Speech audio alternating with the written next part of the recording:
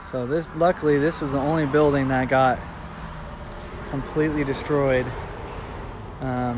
We had about, I think, 12 helicopters that were on this and like dumping water, and then they put it out, and then apparently, someone's contents inside the unit caught it back up. But I had things like,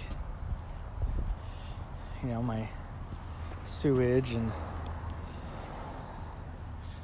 just clogged, and this whole thing's destroyed. So I'll rebuild it.